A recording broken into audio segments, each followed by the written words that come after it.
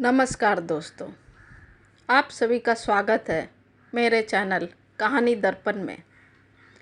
आज मैं एक बहुत अच्छी कहानी लेकर आई हूँ जिसे मैंने खुद लिखा है। बड़े घर की बहू। ये थोड़ी लंबी कहानी है पर पसंद ज़रूर आएगी आप सभी को, ऐसा उम्मीद करती हूँ मैं। तो सुनिएगा।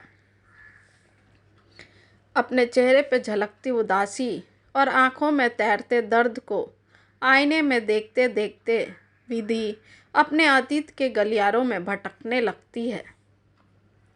माँ, माँ, देखो ना, आज मैं भी आपके जैसी दिख रही हूँ।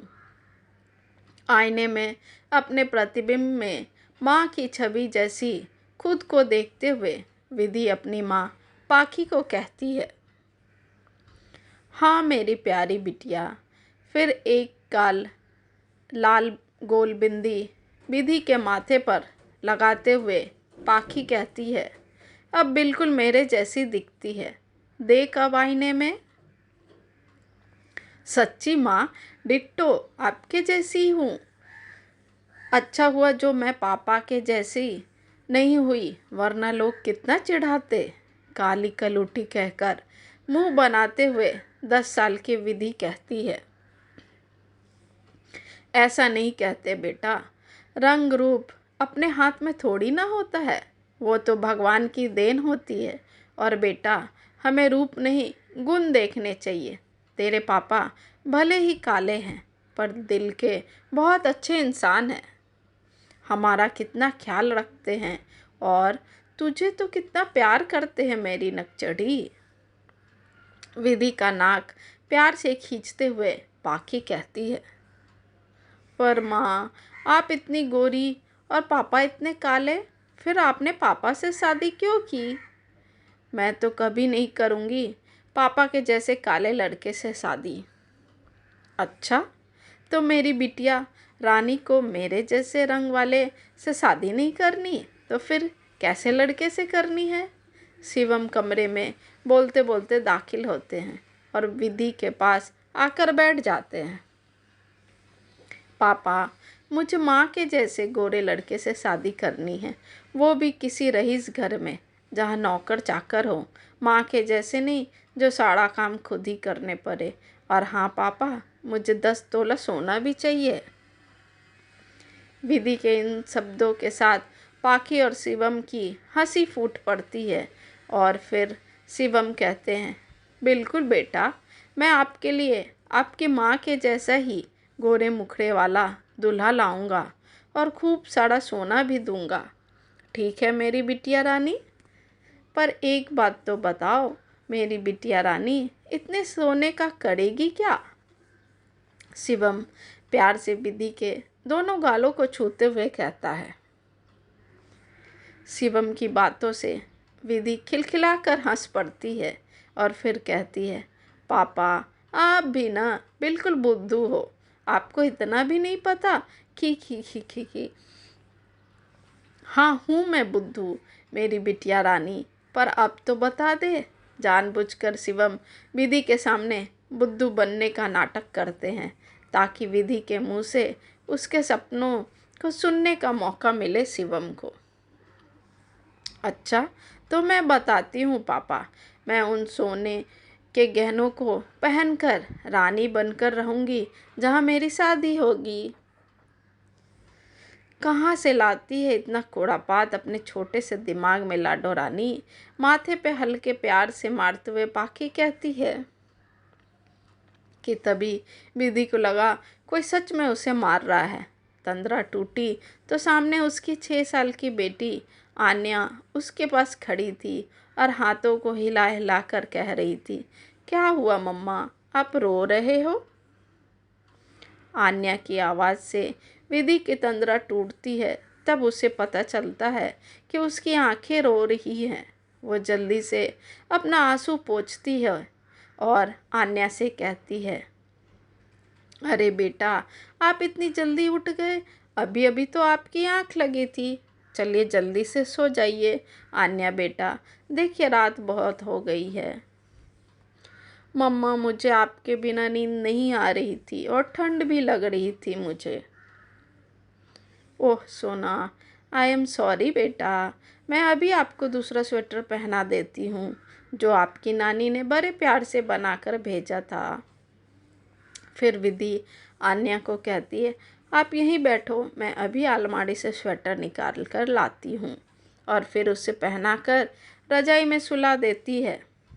फिर विधि आन्या के बालों को सहलाते सहलाते अपनी उन्हीं यादों में खो जाती है। काश मैं पापा और माँ की बात मानी होती। काश मैं गोरी चमड़ी और रईस घराना न देखकर, लड़के के गुणों को देखकर शादी की होती तो आज ऐसा जीवन नहीं जीना पड़ता। जिसे मैं हीरा समझती थी वो दरअसल कोयला निकला। कहने के लिए अश्विन का मन गोरा है, पर अंदर से दिल तो काला ही है।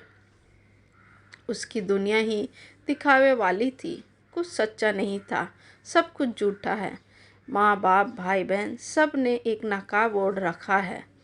कहने के लिए ही सिर्फ रईस घराने के इज्जतदार लोग थे, पर संस्कार किसी नीच से भी गिरा हुआ है इन लोगों का। क्या सोचा था और क्या निकले ये सभी। ओह, कितनी खुश थी मैं जब पहली बार अश्विन को देखा था।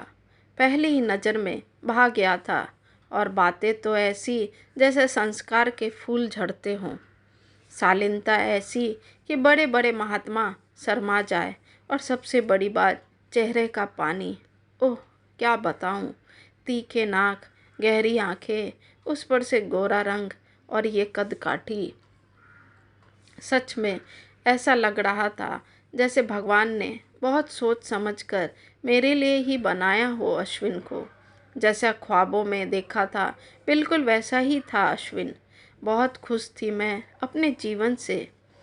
मन ही मन खुद को बहुत किस्मत वाली समझ रही थी। उन लोगों ने भी मुझे देखते ही पसंद कर लिया था। आखिर मैं भी कुछ कम नहीं थी। पर बुआ ने भी उड़ते खबरों के साथ कहा था सोच विचार कर अश्विन से रिश्ता करने, क्योंकि बुआ को कहीं न कहीं कुछ दाल में काला दिख रहा था, पर कहाँ ये समझ नहीं पा रही थी। उन्हें शक हो रहा था कि इतने बड़े शहर का इतना बड़ा व्यवसायी एक साधारण बैंक मैनेजर की बेटी से रिश्ता क्यों कर रहा है। कहीं न कहीं उनका शक करना सही भी था, या फिर वो चाहती थी कि मेरी शादी उनके दोस्त के बेटे से हो जाए जो बहुत अमीर नहीं था और ना बहुत सुंदर, पर लड़का बहुत लायक था।